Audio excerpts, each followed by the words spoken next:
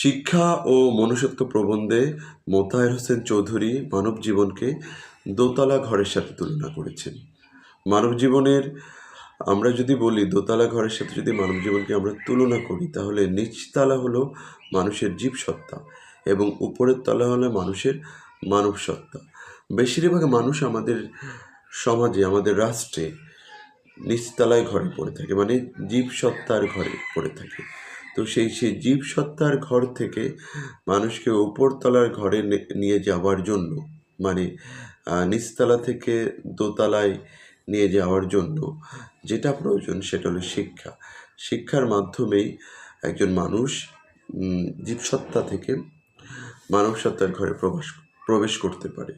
তো এই জীবসত্তার ঘরটা যদি বিশৃঙ্খল থাকে বা সেখানে বিশৃঙ্খলা দেখা দেয়, তাহলে একজন মানুষ সে সারা জীবনই জীবসত্তার ঘরেই পড়ে থাকবে। কারণ জীবসত্তার ঘর যদি সুশৃঙ্খল না হয় এবং একটা মানুষ সবসময় যদি অন্য বস্ত্রের চিন্তার শৃঙ্খলে যদি আটকা পড়ে যায়, সে কখনোই তার জীবসত্তার ঘরে পৌঁছাতে পারবে না। তো জীবসত্তার ঘরে পৌঁছাতে গেলে আমাদের যা যা করতে হবে, এখানে লেখক বলেছেন যে আমাদেরকে অবশ্যই অন্য বস্ত্রের চিন্তা থেকে মানুষকে মুক্তি দিতে হবে এবং একই সাথে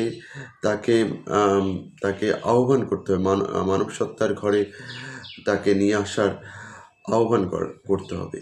আমরা যদি এই দুটো বিষয় না করতে পারি, তাহলে কখনোই সে মানব সত্তার ঘরে উঠতে পারবে না। তো মানব সত্তার ঘরে উঠতে গেলে তাকে অবশ্যই তার যে আমরা যদি তাকে আহ্বান করি, কিন্তু তার মনের মধ্যে যদি সে অন্য বস্ত্রের চিন্তা যদি থাকে, তাহলে সে কখনোই আমাদের ডাকে সাড়া দিতে পারবে না, বা সাড়া দিলেও সেখানে সেই যে মানব সত্তার ঘরে সে বেশিক্ষণ স্থায়ী থাকতে পারবে না, মানে বেশিক্ষণ তার অবস্থান আমরা ধরে রাখতে পারবো না।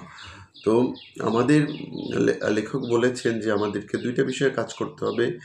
একটা, তাকে নিচের দিক থেকে তাকে যেমন ঠেলতে হবে, উপরের দিক থেকে তাকে আবার টানতে হবে। নিচের দিকে ঠেলা মানে তাকে তার অন্য বস্ত্রের যে চিন্তা থেকে তাকে মুক্তি দিতে হবে এবং এই সাথে তাদেরকে মানুষকে মানব সত্তার ঘরের দিকে আহ্বান করতে হবে।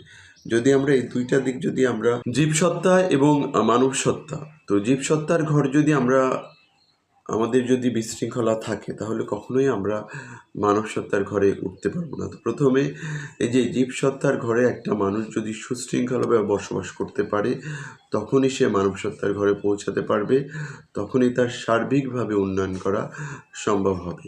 তো আমাদের মানুষকে দুইটা বিষয় নিয়ে কাজ করতে হবে।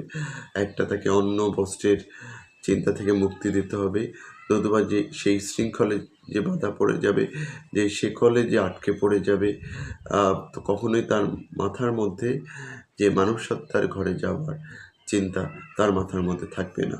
তো আমরা দুইটা বিষয় যদি কাজ করতে পারি, একটা হলো যে তার অন্য বস্ত্রের চিন্তা থেকে তাকে মুক্তি দিতে হবে, তারপরে সে যখন মানব সত্তার ঘরে নিয়ে যেতে পারবো, তখনই কিন্তু সে জীবনের প্রকৃত স্বাদ সে কী করতে পারবে, জীবনের প্রকৃত স্বাদ সে গ্রহণ করতে পারবে।